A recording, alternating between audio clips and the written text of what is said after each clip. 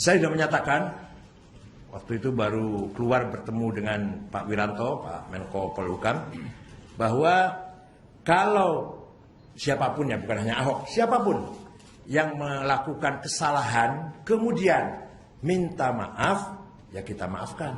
Akan tetapi hukum tetap berlaku, berjalan, maka di sini tugasnya aparat kepolisian memanggil dan memeriksa dan seadil-adilnya berangkat dari praduga tak bersalah. Kalau memang terdapat kesalahan, ya apa hukumnya? Kalau tidak, ya tidak. Tapi pada dasarnya seorang yang minta maaf, agama Islam memerintahkan kepada kita semua agar memaafkan. Itu sama juga disampaikan di Kapolri. Ya, waktu itu juga saya sampaikan di ketika jumpa dengan Kapolri ya di Sama. Artinya, mari kita dewasa, kita bermartabat, jangan anarkis, jangan main hakim sendiri. Kalau memang harus diproses hukum, itu jauh lebih baik daripada seperti ini. Ada isu-isu bunuh, itu tidak layak diucapkan oleh masyarakat yang bermartabat. Ya, lanjut, silakan. Pak, kalau nantinya dari NU yang lainnya tetap ada yang ikut dalam aksi tanggal 4 itu, apakah ada sanksi Pak dari pengurus pusat Pak? Yang kita larang menggunakan atribut NU. Jadi kalau ada orang yang menggunakan atribut NU berarti bukan NU. Karena kita sudah melarang nih menggunakan simbol-simbol atribut NU. Kalau ada sebagian orang membawa misalkan bendera Ansor atau bendera apa, itu jelas pihak ketiga itu yang menyusup itu, yang ingin menimbulkan fitnah agar NU terlibat. Walhasil NU menyuruhkan kepada warganya tidak menggunakan simbol-simbol NU untuk kepentingan politik. Karena NU dilahirkan bukan untuk tujuan politik, tapi untuk membangun masyarakat yang berbudaya, berperadaban, berpendidikan, cerdas, sejahtera, dan damai. Ya. Ini kan sebetulnya ini sudah. Iya, iya. Kalau misalnya ada warga NU yang ingin ikut tanggal 4 tapi tidak membawa atribut dan seperti poin 4 dengan berjalan damai, tentram, boleh Pak Kiai? Saya sudah mengimbau agar warga NU tidak ikut-ikutan. Tidak ikut-ikutan. Tapi kalau terpaksa karena ingin ikut, satu, tidak mengatasnamakan NU, tidak menggunakan atribut NU, dan menjaga etika, jangan sampai merusak. Coba bandingkan kemarin, Hari Santri, 50.000 di Monas, santri kumpul. Tidak satu pun pohon tanaman rusak. Tidak satu pun simbol lalu lintas, rambu-rambu lintas yang rusak. 50.000 itu yang datang di Monas. Betapa jauhnya ketika orang NU berkumpul banyak dengan yang lain. Belum lagi jin yang goib. Iya. Dalam negara demokrasi dirasa itu kan Boleh-boleh saja. Oke. Ya. orang yang ngomong apapun selama itu dalam masih wacana bertindakan yang tidak ada masalah, gitu kan?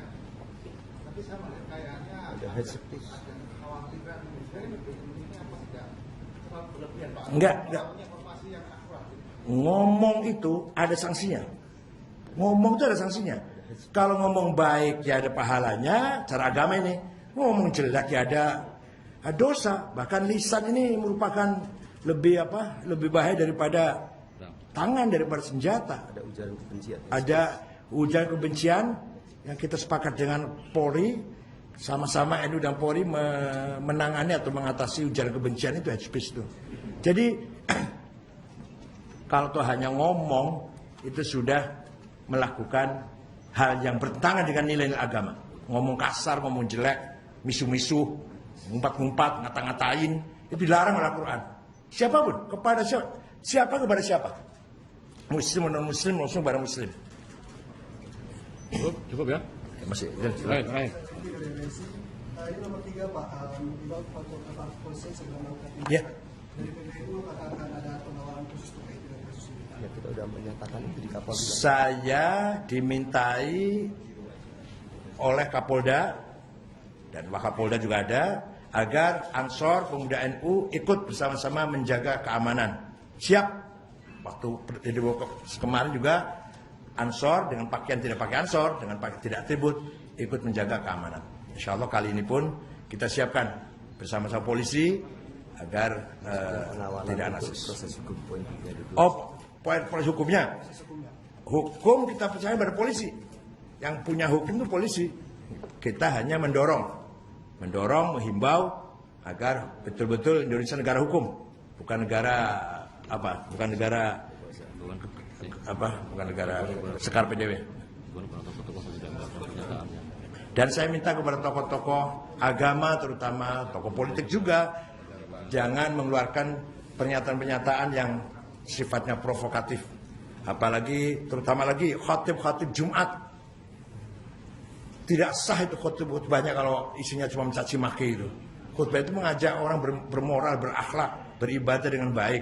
Lah kok khutbah jadikan provokasi, jadikan menyebar kebencian, walaupun kepada binatang nggak boleh bicara kebencian di khutbah itu. Itu menurut ajaran Imam Syafi'i. Tidak boleh dalam khutbah itu menyebarkan kebencian. Di luar khutbah ya boleh-boleh saja, terserah. Dalam khutbah Jumat nggak boleh itu.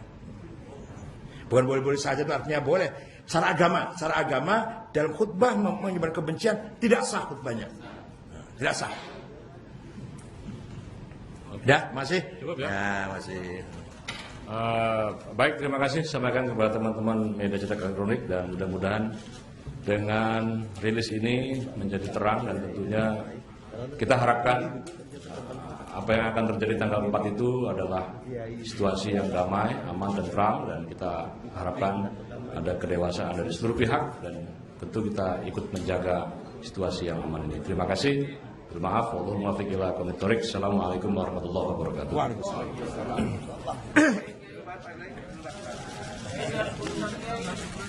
Oh iya.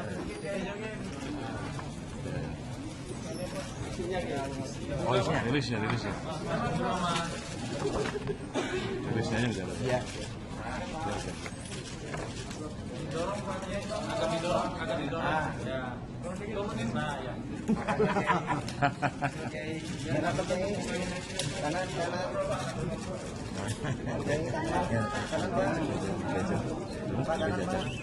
Ini snack.